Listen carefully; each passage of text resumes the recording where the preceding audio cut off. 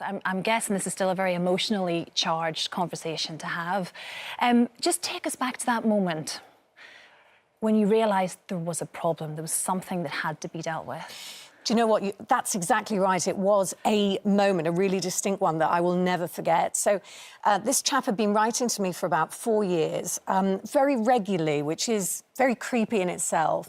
And the cards that came were always very intense, very suggestive in a sexual way. And they were very regular. So they would come, I'd always recognise them because they had a very distinctive cross on the back with little crosses in between.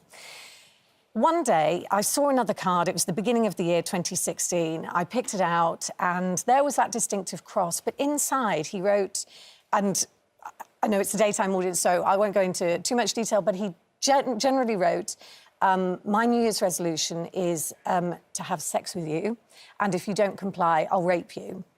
And at that moment, I just felt like you could have knocked me over. And I think part of that was not just the threat of rape, but it was how it had suddenly changed. It had been perverted for a very long time, but it wasn't out of the blue. It wasn't just a threat from nowhere, which would have been bad enough, and that's still terrible.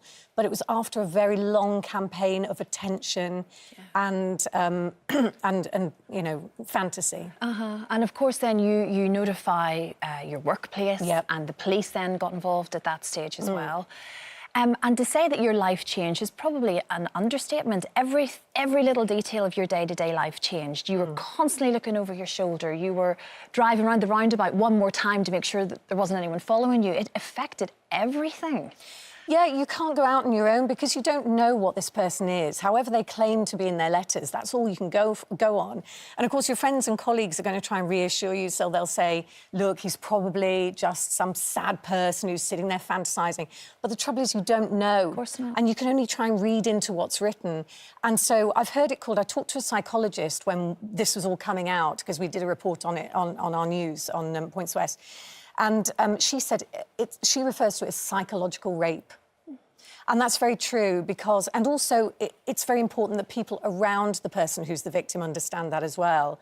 Because while there might not be somebody standing behind them or the creepy person in the bushes or somebody outside their house, as can happen, but it doesn't have to be that. It can be letters, it can be any kind of correspondence, anything that is making you feel unsafe and is compromising your life, then you're being compromised, and that's stalking, and it's frightening. Of course it is. It's a terrible episode to have to look back on, and just living in fear from day to day. But you did get a conviction of this guy, and which isn't an easy thing to have to go through either. And it was off the back of a police appeal that you managed to catch him. It was unbelievable, actually, the way that we caught him, because he had this very distinctive cross. We thought, and that was all that we had, and the name Gordon. We had nothing else, no return address, nothing. We can see that now. So we put an appeal out, and it went quite wide on social media, because people on social media want to help, don't they? Yeah. So Facebook and so on, everyone was sharing it. And somebody in Somerset had just received, so our timing couldn't have been better, a Valentine card. It didn't have his name, but it did have that cross. And she put two and two together, contacted the police, and 2 days later, he was arrested and admitted absolutely everything. And at that point, did you in some way, were you able to kind of say, right, this is done now, I can now deal with it, having faced him almost? Yeah. Was there some sort of strength in that? Absolutely. That was such a defining moment for me. I mean, of course, you've still got to go through court and you don't know whether he's going to plead guilty or not, and that took about 9 months, but there was lots of support going through that. But in terms of that moment when they rang me and said he's not built like the side of a house, he's not a young man, because he'd threatened to he was 69, wasn't he? Yeah, but he'd said that he'd raped many times before, so you're thinking he's this big, strong man, he's probably quite young, mobile, he's around, and actually he was living in Somerset, he was older, he didn't drive, you know, all those threats just melted away, and I was so happy. I went out on purpose on my own at lunchtime just to get a sandwich because it was such a big deal to be able to do that and not be so nervous. Although you're still a bit nervous because you can't just let it go. But it was completely different from that day. So. Yeah, and as you say, the cloud lifted, I suppose, in massively. that moment.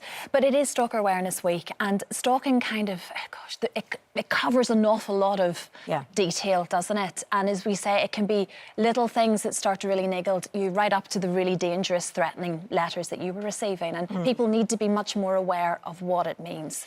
They do, because we all downplay things. Plus, any stressful situation that we're in, we start to get used to some extent.